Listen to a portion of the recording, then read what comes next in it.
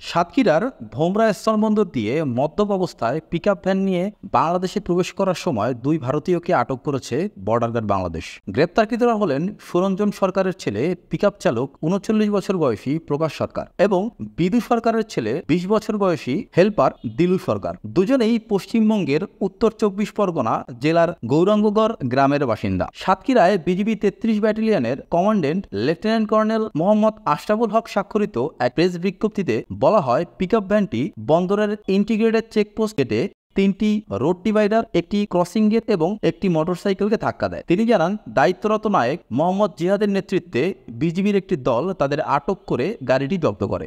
এ বিষয়ে BGB ভোমরার commandant Afzal Hossain এবং ভারতীয় সীমান্তরক্ষী বাহিনীর কমান্ড্যান্ট নবীন কুমারের মধ্যে বৈঠক অনুষ্ঠিত হয়েছে।